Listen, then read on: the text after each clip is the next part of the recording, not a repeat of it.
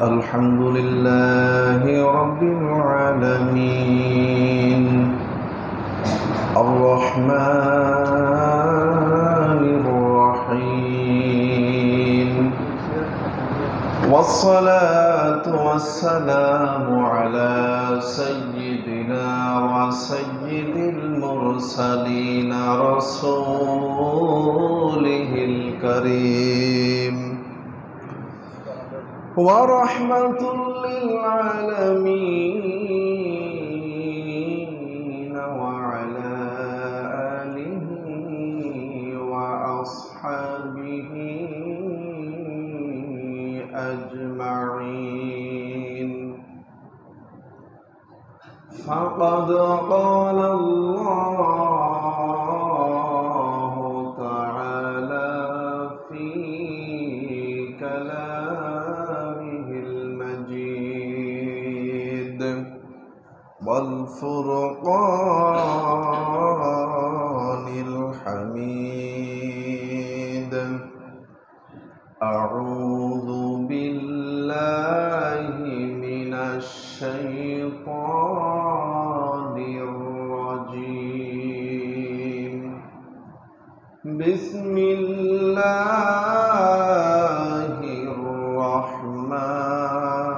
الرحمن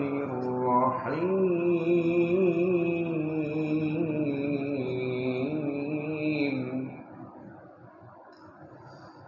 إن عدة الشهور عند الله 12 شهرا في كتاب الله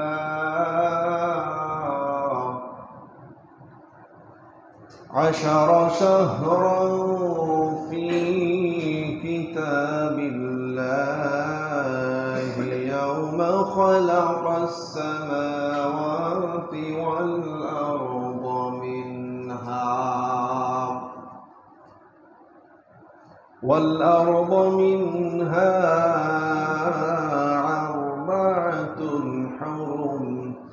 والأرض منها أربعة حرم ذلك الدين القيم فلا تظلموا فيهن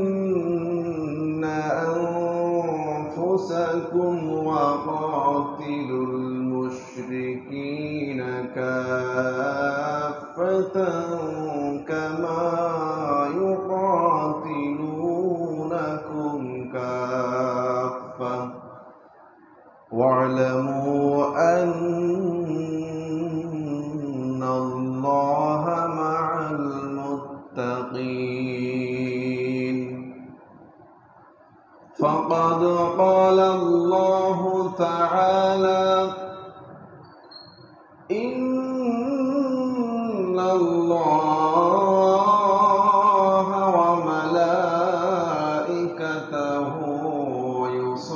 يصلون على النبي يا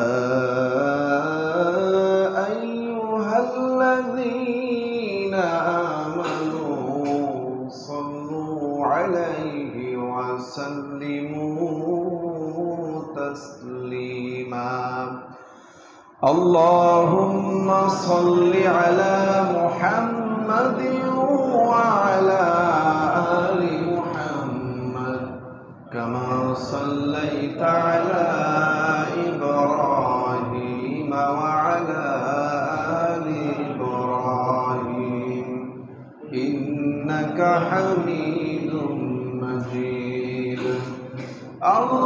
اللهم بارك على محمد وعلى آل محمد كما باركت على إبراهيم وعلى آل إبراهيم إنك حميد مجيد الحمد لله প্রিয় উপস্থিতি, আমরা আজকের আলোচনার শুরুতেই মহান রব্বুল আলামিনের দরবারে শুকরিয়া আদায় করছি যে মহান রব্বুল আলামিন নতুন বছরের প্রথম জুমা 1446 হিজরির চন্দ্র মাসের প্রথম মাস হলো মুহররম মাস। অত্যন্ত পবিত্র বরকতপূর্ণ একটি মাস। নিষিদ্ধ যে 4টি মাস আছে, পবিত্র যে 4টি মাস আছে, তার মধ্যে অত্যন্ত গুরুত্বপূর্ণ একটি মাস হলো মুহররম মাস। নতুন বছরের মুহররম মাসের আজকে প্রথম জুমা। আজকে মাসের 5 তারিখ। আল্লাহ সুবহানাহু ওয়া তাআলা বছরের প্রথম জুমায় আমাদেরকে জুমার নামাজের জন্য মসজিদে উপস্থিত হওয়া, কোরআন ও হাদিস থেকে কিছু কথা বলার ও শোনার যে মহান রব্বুল আলামিন আমাদেরকে সুযোগ করে দিলেন, তৌফিক দান করলেন। এজন্য আমরা আলোচনার শুরুতেই মহান মনিবের দরবারে শুকরগুজার হচ্ছে। আমরা সকলে বলছি আলহামদুলিল্লাহ। সকলেই নবীর প্রতি দরুদ পড়ি, সকলে বলি সাল্লাল্লাহু আলাইহি ওয়াসাল্লাম। প্রিয় উপস্থিতি, আজকে যেহেতু মুহররম মাসের প্রথম জুমা, আমরা চেষ্টা করব যে আজকের জুমায় মুহররম মাসের যে ফজিলত আছে, মুহররম মাসে যে ফজিলত আছে, যে সমস্ত আমলগুলি আছে, এই সমস্ত আমলগুলি নিয়ে কথা বলার ইনশাআল্লাহ। উপস্থিতি, মুহররম মাস হল অত্যন্ত সম্মানিত একটি মাস। আল্লাহ সুবহানাহু ওয়া তাআলা যে 12টি মাস দিয়েছেন, এর মধ্যে 4টি মাস হলো সম্মানিত দান করেছেন। 4টি মাসকে আল্লাহ তাআলা সম্মানিত করেছেন স্পেশাল ভাবে। কোরআন নাজিলের মধ্য দিয়ে, কোরআনের মধ্য দিয়ে যাদেরকে সম্মানিত করেছেন আল্লাহ তাআলা, সমস্ত অন্যায়, জুলুম, অত্যাচার, যুদ্ধ, বিগ্রহ এই মাসে আল্লাহ সুবহানাহু ওয়া তাআলা হারাম করে দিয়েছেন। তার মধ্যে একটি মাস ছিল রজব মাস। ওই যে শাবান মাসের আগে, রমজান মাসের আগে শাবান মাস, তার আগের মাস হলো রজব মাস। একটি হলো রজব মাস, আরেকটি হলো জিলকদ মাস। জিলকদ বলতে রমজান মাসের পরে যে শাওয়াল মাস, তারপরেই জিলকদ মাস। জিলকদ, এরপরে জিলহজ, যে মাসে যে হজ করা হলো, কুরবানি করলাম আমরা যে মাসটা চলে গেল, জিলহজ, এরপরে মুহররম। এই 4টি মাস সম্মানিত মাস। এই 4টি মাসের মধ্যে আল্লাহ সুবহানাহু ওয়া তাআলা আবার মুহররম মাসকে অত্যন্ত সম্মানিত করেছেন। মুহররম মাসকে আল্লাহ তাআলার মাস বলা হয়। এই মাসকে, মুহররম মাসকে আল্লাহ তাআলার মাস বলা হয়। কাজেই অন্যান্য মাসের যে সিয়াম, যে ইবাদত, আর এই মাসের ইবাদতের মধ্যে পার্থক্য রয়েছে। এই মাসের নফল যে সমস্ত ইবাদত আছে, আল্লাহ সুবহানাহু ওয়া তাআলা এই মাসের সিয়ামগুলির মর্যাদা অন্যান্য নফল সিয়ামের চেয়ে অনেক বেশি বাড়িয়ে দিয়েছে। এই মাসে সাধারণ সিয়াম রয়েছে, সাধারণ ইবাদত তো রয়েছে, পাশাপাশি সবচেয়ে গুরুত্বপূর্ণ যে দিনটি রয়েছে এই মাসে, সেটা হলো আশুরার দিন। এটা হলো এই মাসের সবচেয়ে গুরুত্বপূর্ণ দিন, আশুরার দিন।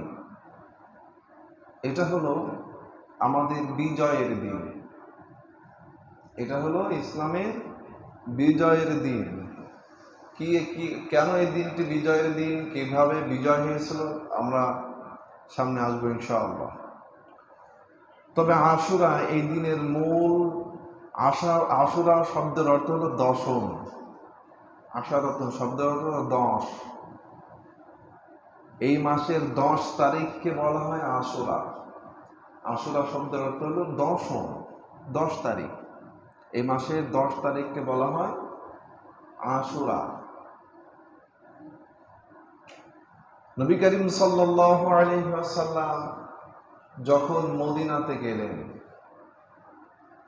হিজরত করে যখন রাসূল করিম সাল্লাল্লাহু আলাইহি ওয়াসাল্লাম মদিনাতে গেলেন, মদিনাতে যাওয়ার পর নবী করিম সাল্লাল্লাহু আলাইহি ওয়াসাল্লাম দেখলেন যে এই দিনে ইহুদিরা সিয়াম পালন করছে, রোজা রাখছে। আশুরার এই দিনে ইহুদিরা রোজা রাখছে, সিয়াম পালন করছে।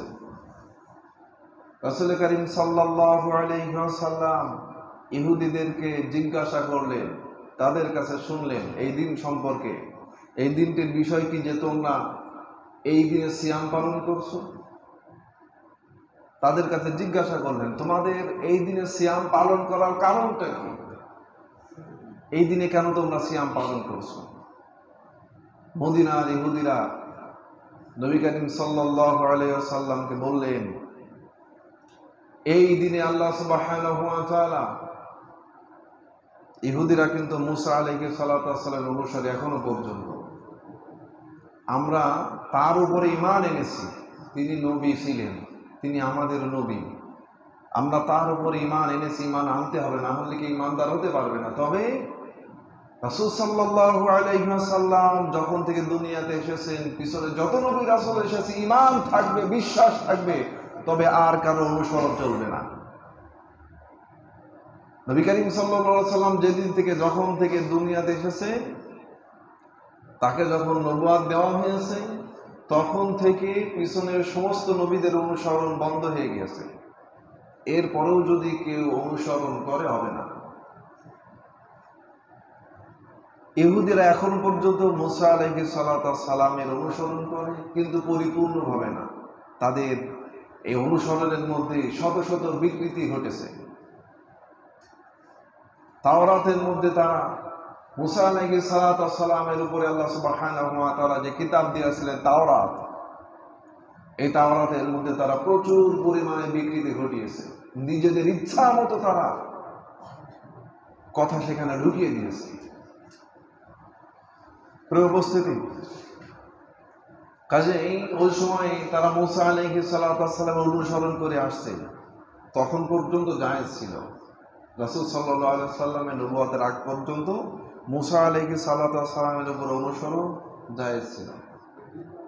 আল্লাহ রাসূল আসার পরেই, নবুয়ত দেওয়ার পরেই কেউ পিছনের আর কোনো নবীর আনুগত্য করতে পারবে না, অনুসরণ করতে পারবে না, নবী করিম সাল্লাল্লাহু আলাইহি ওয়াসাল্লাম ব্যতীত। তো ইহুদিরা তখন বললেন, এই দিনে আল্লাহ সুবহানাহু ওয়া তাআলা মুসা আলাইহিস সালাতু ওয়াস সালামকে এবং তার সাথে যে বনী ইসরাইল জাতি, তাদেরকে পরিত্রাণ দিয়েছিলেন ফিরআউনের হাত থেকে। এই দিনে ফিরআউনের হাত থেকে আল্লাহ সুবহানাহু ওয়া তাআলা তাদেরকে নাজাত দিয়েছিলেন, পরিত্রাণ দিয়েছিলেন। কিভাবে পরিত্রাণ দিয়েছিলেন, এটা কিন্তু আমাদের সকলেরই কম বেশি জানা। কিভাবে আল্লাহ সুবহানাহু ওয়া তাআলা ফিরআউনের হাত থেকে মুসা আলাইহিস সালাতু ওয়াস সালাম এবং তার অনুসারী যারা ছিল তাদেরকে নাজাত দিয়েছিলেন। ফিরআউনের যে সাগরে যে ডুবন্ত ঘটনা, এটা আমাদের কম বেশি সকলেরই জানা। ফিরআউন ইচ্ছা মতো বনী ইসরাইলদের উপরে জুলুম করত। আমার সামনে যেহেতু আশুরা সম্পর্কে আলোচনা রয়েছে, খুবই সংক্ষেপে বোঝানোর উদ্দেশ্যে আমি সংক্ষেপে কিছু ঘটনা বলব, যাতে করে আলোচনাটা পরিপূর্ণ বুঝতে সহজ হয়। পরিপূর্ণ ঘটনা আমরা বলতে পারবো না, অনেক সময় লাগবে। বনী ইসরাইলদের উপরে ফিরআউন ইচ্ছা মতো জুলুম করত। মুসা আলাইহিস সালাতু ওয়াস সালাম বনী ইসরাইলদের পক্ষে ছিলেন।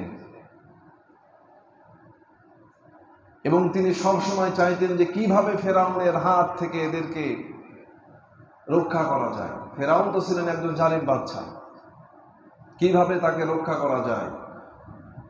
আল্লাহ সুবহানাহু ওয়া তাআলা যখন তাকে এবং তার অনুসারীদের সহ বললেন যে তোমরা বেরিয়ে যাও এখান থেকে, তোমার অনুসারীদের নিয়ে চলে যাও এখান থেকে, মিশর ছেড়ে চলে যাও। আল্লাহ সুবহানাহু ওয়া তাআলা যখন তাকে বললেন তার সঙ্গীদের নিয়ে রাত্রে বের হয়ে যেতে, তিনি বেরিয়ে গেলেন তার সঙ্গীদেরকে নিয়ে। বেরিয়ে গিয়ে সমুদ্রের কিনারায় চলে আসলেন। চারিপাশ, সামনে তো সমুদ্র, পিছনে তো ফিরআউনের বাহিনী, কোনো পথ নাই। সম্মানিত হাজিরিন, এই ঘটনাটি আল্লাহ সুবহানাহু ওয়া তাআলা সূরাতুল ইউনূসের ৯০ নম্বর আয়াত থেকে উঠিয়ে দিয়েছেন। আল্লাহ তাআলা বলেন, ওয়াজাওয়াজনা বিবানি ইসরাঈলাল বাহরা ফাতবা'আহুম ফিরআউনু ওয়া জুনুদুহু বাগিয়ান ওয়া আদওয়া। আল্লাহ তাআলা বলেন, ওয়াজাওয়াজনা বিবানি ইসরাঈলাল বাহরা, আমি বনি ইসরাইল এবং তার সন্তান সন্ততি যারা ছিল তাদেরকে সমুদ্র পার করে দিলাম, সাগর পার করলাম।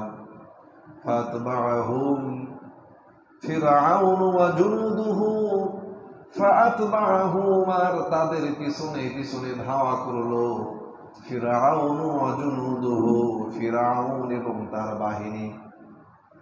ফিরআউন এবং তার বাহিনীরা বনি ইসরাইলদের পিছনে পিছনে ধাওয়া করলো বাগিয়াও ওয়া আদওয়া, সীমা লঙ্ঘনের জন্য, শত্রুতাবশত তাদের উপরে জুলুম করার জন্য, অত্যাচার করার জন্য, সীমা লঙ্ঘনের জন্য তারা তাদের পিছনে পিছনে ধাওয়া করলো।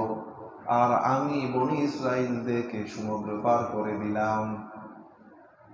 যখন তারা সমুদ্র পার হয়ে গেল এবং ফিরআউন আর তার যে সমস্ত সৈন্য বাহিনী ছিল তারা যখন সমুদ্রের মাঝখানে গেল, আল্লাহ সুবহানাহু ওয়া তাআলা সমুদ্রের পানিগুলিকে এক করে দিলেন, রাস্তা বন্ধ করে দিলেন। যখন তারা ডুবে যাচ্ছিল, আর কোনো উপায় নাই, বাঁচার আর কোনো পথ নাই, বাঁচার আর কোনো উপায় নাই, যখন তারা সব ডুবে মারা যাচ্ছে, ফিরআউন তখন ফিরে আসছে। ফিরআউন তখন বলল, ওয়ালা আমানতু আন্নাহু লা ইলাহা ইল্লাল্লাযী আমানাত বিহি বানু ইসরাঈল। ফিরআউন তখন বলল, ওয়ালা আমানতু, আমি ঈমান আনলাম, আন্নাহু লা ইলাহা ইল্লাল্লাযী আমানাত বিহি বানু ইসরাঈল, বনি ইসরাইলেরা যে আল্লাহর প্রতি ঈমান এনেছে তিনি ছাড়া কোনো ইলাহ নাই, আমিও সেই আল্লাহর প্রতি এখন ঈমান আনছি। সাগরের ডুবন্ত অবস্থায়, যখন আর কোনো বাঁচার পথ নাই, আর কোনো উপায় নাই, একেবারে শেষ সময়ে তখন আত্মসমর্পণ করছে। উদাহরণ সহ সরাসরি বলছেন, আল্লাহ আমি তোমার উপর ঈমান আনছি, উদাহরণ দিয়ে ঈমান আনছি। আমানাত বিহি বানু ইসরাঈল, বনি ইসরাইলেরা যে আল্লাহর প্রতি ঈমান এনেছে আমিও তার প্রতি ঈমান আনছি, যার কোনো শরীক নাই, তিনি ছাড়া কোনো ইলাহ নাই। ফিরআউন তখন ডুবন্ত অবস্থায় আল্লাহ তাআলার কাছে আত্মসমর্পণ করছে, ঈমান আনছে। এরপরে বলছে ডুবন্ত অবস্থায়, আরো বলছে ওয়া আনা মিনাল মুসলিমিন, ও আল্লাহ, ওয়া আনা মিনাল মুসলিমিন, আর আমি তো মুসলমানদের অন্তর্ভুক্ত, আমি তো এখন মুসলমানদের অন্তর্ভুক্ত, তাহলে আমি তো এখন আর শাস্তি পাওয়ার যোগ্য না। আমাকে চুবাও কেন, আমি তো এখন আর শাস্তি পাওয়ার যোগ্য না, আমি তো এখন মুসলমানদের অন্তর্ভুক্ত হয়ে গেলাম। বাঁচার জন্যে, যাতে না মরতে হয়, বাঁচার জন্যে আল্লাহ তাআলার প্রতি ঈমান আনছে, আর বলছে আমিও এই মুসলমান যারা আছে আমিও তো এদের অন্তর্ভুক্ত, কাজে আমাকে মানে বাঁচিয়ে না, আমি তো যারা বেঁচে গিয়েছে মুসলমান যারা যাদেরকে সমুদ্র পার করে দিয়েছো, বাঁচিয়ে দিয়েছো যাদেরকে, আমিও তো এখন তাদের অন্তর্ভুক্ত হয়ে গেলাম, কাজে আমাকেও বাঁচিয়ে নাও। সে বাঁচার জন্য বলেছিল, প্রকৃতপক্ষে সে তার আত্মসমর্পণ সারা জীবন করেনি। ওই সময়েও সে মন থেকে আত্মসমর্পণ করছে না, মূলত তার এখন বাঁচার দরকার। কিভাবে এই ডুবন্ত অবস্থায় আছে, এইটা থেকে বাঁচা যায় কিভাবে, এই জন্য তিনি আল্লাহ তাআলার প্রতি আত্মসমর্পণ করছে আর বলছে যাদেরকে বাঁচিয়ে দিয়েছে আমি তখন তাদের অন্তর্ভুক্ত। আমিনাল মুসলিমিন, আমি তো মুসলমানদের অন্তর্ভুক্ত, তার মানে আমাকেও এখন বাঁচিয়ে নাও। ফেরাউন যখন এই কথা বললেন, ঈমান আনার পরপরই ঈমান আনার দাবি করলেন, আর সাথে সাথে যখন বললেন ওয়ানা মিনাল মুসলিমিন, আর আমি তো মুসলমানদের অন্তর্ভুক্ত, আল্লাহ সুবহানাহু ওয়া তাআলা সঙ্গে সঙ্গে বললেন আল আন ওয়া ক্বাদ আসাইতা ক্বাবলু ওয়া কুনতা মিনাল মুফসিদিন। এখন এখন ঈমান আনছো কেন, এখন আত্মসমর্পণ করছিস কেন, এখন ঈমান আনছিস কেন? ওয়াকাদ আসাইতা ক্বাবলু, পূর্বে তুই তো ঈমান আনিসনি, সারা জীবন অমান্য করেছিলি। এর আগ পর্যন্ত তুই নাফরমানি করেছিলি, অমান্য করেছিলি। আন এখন ফিরে আসছিস কেন? এখন কি হবে? আল্লাহ তাআলা তাকে বলছেন ওই সময় সাগরে ডুবন্ত অবস্থায়, আল্লাহ তাআলা জবাব দিচ্ছেন আন, এখন ঈমান আনছো, অথচ এই পরিস্থিতির আগ পর্যন্ত তুমি কুফরি করে এসেছো, অমান্য করে এসেছো, নাফরমানি চালিয়ে এসেছো নবীদের উপর, নবীর উপরে, মুসলমানদের উপরে, আমার অনুসারী যারা তাদের উপরে তুমি জুলুম চালিয়ে এসেছো, নাফরমানি করে এসেছো। ওয়াকাদ আসাইতা ক্বাবলু, পূর্ব পর্যন্ত, ক্বাবলু মানে এর আগ পর্যন্ত, এই পরিস্থিতি, এই পরিবেশের আগ পর্যন্ত তুমি জুলুম করে এসেছো, এবং সীমা লঙ্ঘনের জন্য তাদের উপরে জুলুম করার জন্য পিছনে পর্যন্ত, এর আগ পর্যন্ত সে ধাওয়া করে সাগর পর্যন্ত এসেছিল, সমুদ্র পর্যন্ত তো সে এসেছিল। এই জন্য কোরআনের আয়াতের ব্যালেন্স দেখেন, ওয়াকাদ আসাইতা ক্বাবলু, এই পরিবেশের একেবারে আগ মুহূর্ত পর্যন্ত তুমি সীমা লঙ্ঘন করে এসেছো, অস্বীকার করে এসেছো, নাফরমানি করে এসেছো। এবার আল্লাহ তাআলা বললেন ওয়া কুনতা মিনাল মুফসিদিন, ফেরাউন বললেন ওয়ানা মিনাল মুসলিমিন, আমি তো মুসলমানদের অন্তর্ভুক্ত। আর আল্লাহ তাআলা বললেন কিসের মুসলমানের অন্তর্ভুক্ত? ওয়া কুনতা মিনাল মুফসিদিন, তুমি তো ছিলে যারা পৃথিবীতে বিপর্যয় সৃষ্টিকারী, তুই তো হলি এই বিপর্যয় সৃষ্টিকারীদের অন্তর্ভুক্ত। তুই তো মুসলমানদের অন্তর্ভুক্ত না, যারা পৃথিবীতে যুগে যুগে বিপর্যয় সৃষ্টি করে এসেছে, ফিতনা ফাসাদ যারা সৃষ্টি করে এসেছে, এই সমস্ত বিপর্যয় সৃষ্টিকারীদের অন্তর্ভুক্ত তুমি, মুসলমানদের অন্তর্ভুক্ত নও। আল্লাহ তাআলা জবাব দিয়ে দিলেন যে তুমি মুসলমানদের অন্তর্ভুক্ত নও, তুমি মূলত ফাসাদ সৃষ্টিকারীদের অন্তর্ভুক্ত, বিপর্যয় সৃষ্টিকারীদের অন্তর্ভুক্ত। এরপরে আল্লাহ সুবহানাহু ওয়া তাআলা বলে দিলেন ফালইয়াউমা নুনাজ্জিকা বিবাদানিকা লিতাকুনা লিমান খালফাকা আয়া। ফালইয়াউমা, সুতরাং আজকে, নুনাজ্জিকা বিবাদানিক, তোমার দেহটাকে আমি বাঁচিয়ে নিব, তোমার যে দেহটা আছে এই দেহটাকে আমি রক্ষা করব। লিতাকুনা লিমান খালফাকা আয়া, যাতে করে তোমার পরবর্তী যারা আসবে তোমার মতো তোমাকে দেখে দেখে শিক্ষা গ্রহণ করতে পারে, তুমি যাতে উদাহরণ হয়ে থাকতে পারো, তুমি উদাহরণ হয়ে থাকবে। পৃথিবীতে যারা তোমার মতো বিপর্যয় সৃষ্টি করবে, তোমার পরবর্তী যারা আসবে, তোমার মতো জালিম শাসক যারা আসবে, যারা অন্যায়ভাবে তার প্রজা যারা ছিল তাদের উপরে যারা জুলুম করবে, মানুষের উপরে, সাধারণ জনগণের উপরে যারা ইমানদার মুসলমান নিরীহ মানুষদের উপরে যারা জুলুম করবে, এই জালিম বাদশা যারা আসবে, যাতে করে তোমার এই পরিস্থিতি পরিবেশ, তোমার দেহটা দেখে দেখে যারা শিক্ষা নিতে পারে যে ফেরাউন আমার চেয়ে অনেক বেশি হায়াত পেয়েছিল, আমার চেয়ে অনেক দিন ক্ষমতায় টিকেছিল, আমার চেয়ে অনেক বেশি শক্তিশালী ছিল, তার সৈন্য কম ছিল না, কিন্তু সেও টিকে থাকতে পারে নাই।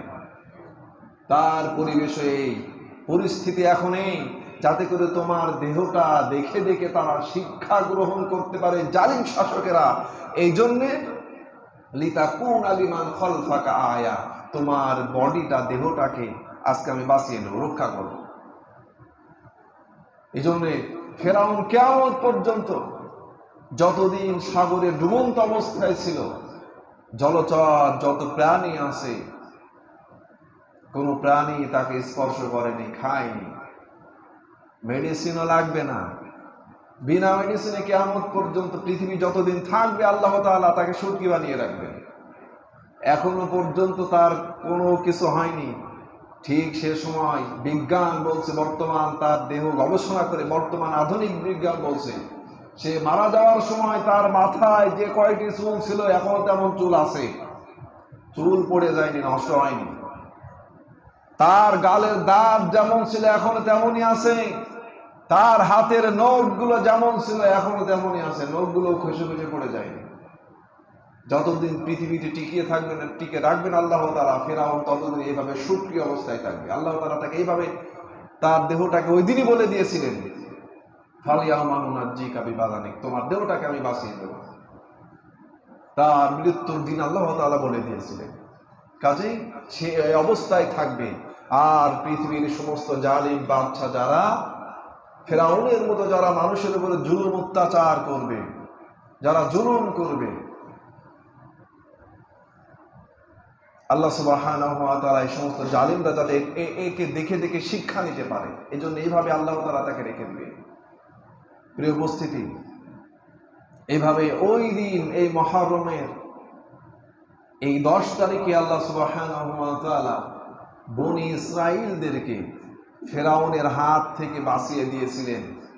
ফেরাউন তার দলে যারা আসতো, তার মতে যারা আসতো, তাদেরকে খাদ্যের নিরাপত্তা, জীবনের নিরাপত্তা দিয়ে দিত, তাদের কোনো চিন্তা টেনশন থাকতো না। কিন্তু যারা তাকে মানত না, তার মতের বাইরে যারা চলে যেত, তাদের উপরে জুলুম করত, তাদের উপরে জুলুম করত। তার দলীয় লোক যারা ছিল তাদের সব স্বাধীনতা ছিল, তারা অন্যায় করলেও তাদের 7 খুন মাপ। ফেরাউনের দলীয় লোক যারা ছিল তারা অপরাধ করলেও, অন্যায় করলেও তাদের 7 খুন মাপ। কিন্তু তার বিরোধী যারা ছিল, তাকে যারা মানত না, তারা যদি তার দলীয় লোক যারা ছিল তাদের গায়ে হাতও দিত, তাও তাদের শাস্তি মৃত্যুদণ্ড হতো। কিন্তু তার দলীয় লোক যতই অপরাধ করুক কোনো শাস্তি নেই। এই পদ্ধতি ছিল ফিরআউনের, যে দলীয় লোকের অন্যায় অত্যাচার মাফ করে দিয়ে বিরোধী দলকে শাস্তি দেওয়া, ইচ্ছা মতো। এই পদ্ধতি ছিল ফিরআউনের। ইচ্ছা মতো সে জুলুম করত। বিরোধী যারা ছিল তাদের সন্তানদেরকে তারা হত্যা করে ফেলত, বনি ইসরাঈলদেরকে তারা হত্যা করত। বনি ইসরাঈল তো তার বিরোধী ছিল, তাদেরকে তারা হত্যা করত, তাদের সন্তানদেরকে তারা হত্যা করত, তাদেরকে ইচ্ছা মতো গোলামের মতো ব্যবহার করত, তাদের জীবনের কোনো স্বাধীনতা ছিল না সেখানে। আল্লাহ সুবহানাহু ওয়া তাআলা এই পরিস্থিতি থেকে এই দিনে মুহররমের এই 10 তারিখে, আশুরা যে দিন, আমরা প্রথমে বলেছি আশুরা শব্দের অর্থ হলো দশম। আরবিতে 10কে বলা হয় আশারাতুল, মানে হলো 10। 10 যেটা 10 মানে 10, আশারাতুল মানেও 10।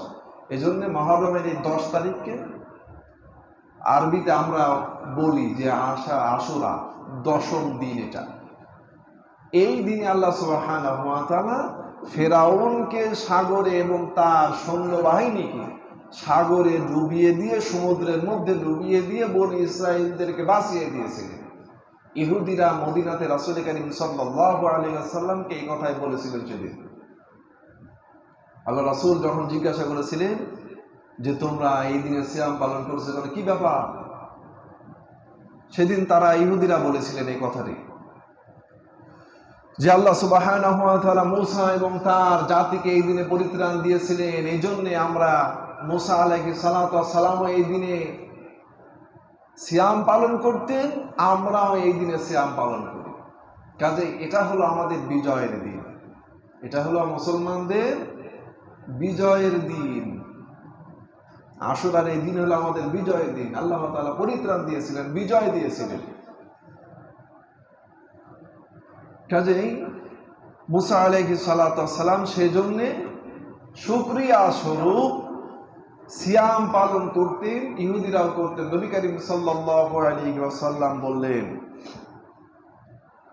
রাসূল করিম সাল্লাল্লাহু আলাইহি ওয়াসাল্লাম বললেন, মূসা আলাইহিস সালাতু ওয়াস সালামের বিষয়ে আমাদের অধিকার বেশি, এই জন্যে তিনি নিজে সিয়াম পালন করলেন এবং সাহাবীদেরকেও এই দিনে সিয়াম পালন করার জন্য বললেন, এবং সাথে সাথে বললেন যে আমরা ইহুদিদের অনুসরণ করব না, আমরা ওরা একটা সিয়াম পালন করে, আমরা দুইটা সিয়াম পালন করব।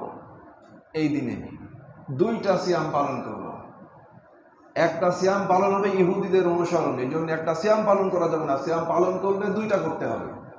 10 তারিখকে কেন্দ্র করে হয় 9-10 অথবা 10-11। আজকে 5 তারিখ মুহররম মাসের, এই তারিখ আসছে বুধবারের দিন, আগামী বুধবার। 10 তারিখ হচ্ছে আগামী বুধবার।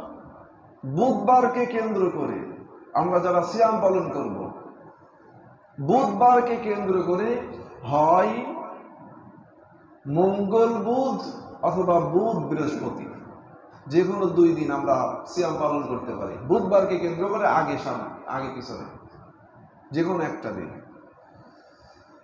সম্মানিত হাজিরিন, রাসূল করিম সাল্লাল্লাহু আলাইহি ওয়াসাল্লাম এই সিয়ামের ব্যাপারে বলেন, আফদালুস সিয়ামি বা'দা শাহরি রমাদান সিয়ামু শাহরিল্লাহিল মুহাররম। আফদালুস সিয়ামি বা'দা শাহরি রমাদান, রমাদান মাসের পরে সবচেয়ে বেশি ফজিলতের সিয়াম হলো সিয়ামু শাহরিল্লাহিল মুহাররম, মুহররম মাসের সিয়াম। মুহররম মাসের সিয়াম হলো রমাদান মাসের পরে সবচেয়ে বেশি ফজিলতের সিয়াম। নবী করিম সাল্লাল্লাহু আলাইহি ওয়াসাল্লাম বলেন, রাসূল করিম সাল্লাল্লাহু আলাইহি ওয়াসাল্লাম বলেন, আমি এটা আশা রাখি যে এই মাসের সিয়াম পিছনের যে 1 বছরের গুনার কাফারা হয়ে যাবে। সুবহানাল্লাহ। এজন্য মুহররম মাসের যে 2টি সিয়াম রয়েছে এর ফজিলত অনেক বেশি। 1 বছরের গুনার কাফারা, সাথে সাথে রাসূল করিম সাল্লাল্লাহু আলাইহি ওয়াসাল্লাম বলেন, রমাদান মাসের পরে যে সিয়ামগুলি আছে তার মধ্যে সবচেয়ে ফজিলতের সিয়াম হলো সিয়ামু শাহরিল্লাহিল মুহাররম, মুহররম মাসের সিয়াম। এজন্য আমরা এই দিনে সিয়াম পালন করার চেষ্টা করব, বিশেষ করে 2টি মনে রাখবো ইনশাআল্লাহ।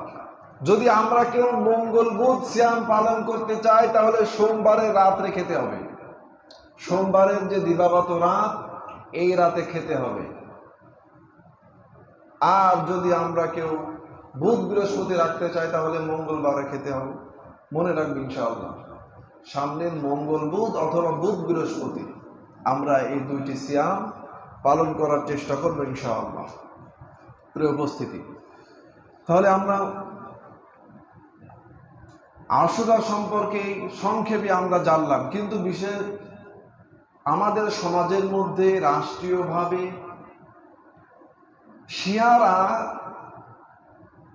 শিয়াদের যে চক্রান্ত, এই চক্রান্তের শিকার হয়েছে আজকে আমাদের অনেক রাষ্ট্র।